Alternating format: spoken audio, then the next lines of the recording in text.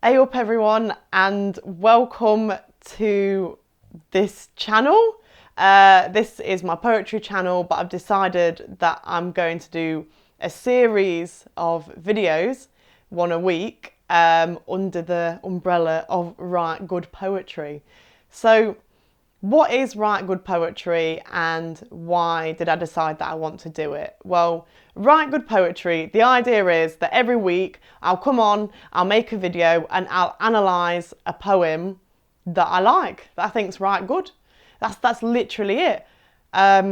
Just, what we'll do is we'll look at the poem, we'll read through it, we'll talk about the form, we'll talk about the tone, why it's been written, and why it's important, what we like, what we don't like, all that sort of jazz. Now, the reason why I'm making these is because I want to change people's relationship with poetry. And what I say, what I mean by that is that I think most people don't engage with poetry or don't think that poetry is accessible to them. For a number of reasons, either you might have picked up a book of poems and you thought, oh, blooming heck, what's this? I don't even know what they're on about, and chucked it back down again. Some people think that poetry is just for a bunch of snotty-nosed rich people, or you've got to be William Shakespeare, or it's too complicated for them, or they don't get what's going off. And that's just simply not true. I just simply don't believe that. I mean, I am just, an average dude trying to live my life. And I am well into poetry, and I've been doing, I suppose, being a professional poet and performing poetry for coming up 10 years. I think we all have this preconceived idea of what a poem is and what a poem isn't. But I'm hoping that while we do these videos and look at different contemporary stuff and look at things that you might not expect to be a poem, that you'll start to see that it's actually quite varied and there's loads of different stuff out there. Bear in mind, poetry is like song. You might not like all of it, and that's okay. It's all right. Like, you might be really into Napalm Death, but not that into, the Cheeky Girls. And then other people might be right into the Cheeky Girls and not into Napalm Death, and that's cool. It's all valid, man. It's all valid, and it's all, exists alongside each other for a reason. So if you don't like a few videos, maybe don't give up. Maybe keep pursuing it. Do you know what I'm saying? And I suppose the last reason is I think a lot of people don't get into poetry or don't think it's for them. You might have issues with writing or reading, or you might find it hard, or might not think it's for you, and that's okay. The first poet I've chosen to look at today is dyslexic, and he was a massive influence to me. I am also dyslexic. I was told writing was not something for me. It was not something to pursue. And later on in my career, I was almost fired from a job when they found out that I was dyslexic, and struggled with things like that and discrimination like that. But dyslexia is not a bad thing. And a lot of people that are dyslexic, yeah, it's hard, but we find ways around it. And if you really want to get into something, I 100% believe that you can. So this is my positive, my positive rally for all the dyslexic people out there, man. You can do it. I'm doing the thing, and trust me, if I can do the thing, you guys can 100% do the thing, and probably a lot quicker than I can. So I got the definition, of poetry off the dictionary and that. So what it says, poetry is I can't even say the dictionary definition. Poetry is a literary work in which the expression of feelings and ideas is given intensely by the use of distinctive style and rhythm. Poems collectively or as a genre of literature. Okay, so basically, you're just chatting about something with distinctive use of language to make it sound a certain way. People think, oh, if it's poetry, it must rhyme. That is not the case. Not all poetry must rhyme. So just bear that in mind when we read this. You might be in for a bit of a shock. The other thing to remember when we think about poetry is that, like when you read a story in that, everything's given to you in that story. When you read prose, you're told everything, or you're mostly told everything. When you do poetry, that's not the case. You have to pick apart stuff. You have to think about what the poet's chosen to leave in and chosen to take out. Things have been made for a specific reason, so we need to think about this sort of stuff as well. So just bear that in mind. However, this might be your first time reading a poem, so we're going to start with more accessible stuff, and then we're going to move, into other stuff. So the first poet I've decided to look at today is a poet called Benjamin Zephaniah. Now, he's a massive influence on me.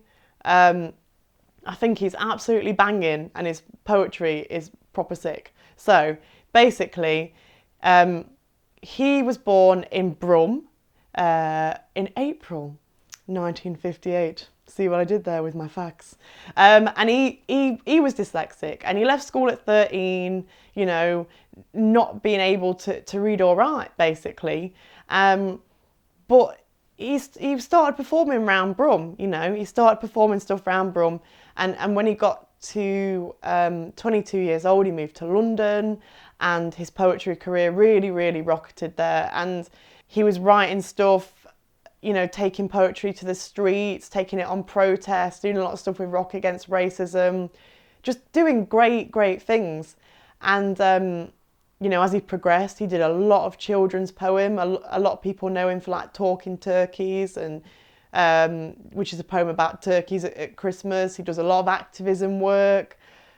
He's just a great guy, man. He's just like, if you had a dinner party and you thought, who shall I invite? He would definitely be on my invite list, because he's just right nice.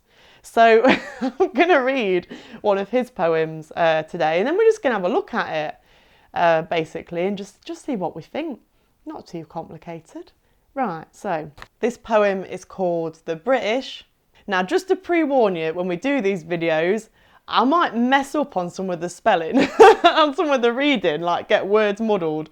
I do apologise if I do that, but we will do our best. Take some Picts, Celts and Sealers, and let them settle, then overrule them with Roman conquerors. Remove the Romans after approximately 400 years. Add lots of Norman French to some, Angles, Saxons, Jutes and Vikings, then stir vigorously. Mix some hot Chileans, cool Jamaicans, Dominicans, Trinidadians and Bajans with some Ethiopians, Chinese, Vietnamese and Sudanese. Then take a blend of Somalians, Sri Lankans, Nigerians and Pakistanis. Combine with some Guyanese and turn up the heat. Sprinkle some fresh Indians, Malaysians, Bosnians, Iraqis and Bangladeshis together with some Afghans, Spanish, Turkish, Kurdish, Japanese and Palestinians. Then add to the melting pot. Leave the ingredients to simmer. As they mix and blend, allow their languages to flourish, binding them together with English. Allow time to cool. Add some unity, understanding, respect for the future. Serve with justice and enjoy. Note: all ingredients are equally important. Treating one ingredient better than the other will leave a bitter, unpleasant taste. Warning: an unequal spread of justice will damage the people and cause pain. Give justice and equality to all. There's many things we could talk about with this poem. The first thing I want to talk about is that this poem has a more, I suppose if you don't know Benjamin Zephaniah's work, a lot of his work is quite rhythmic. He uses a lot of humour. He does a lot of dub poetry as well. But this poem is very like straight up. It's not like, there's no kind of like rhyming pattern to it. The most important thing when we're looking at the British is to note the form. The form in this poem is the key thing that makes this poem what it is. And what is the form? Well, he has decided to lay out this poem as a recipe, okay? So you might think, oh, why is that relevant? Why has he done that?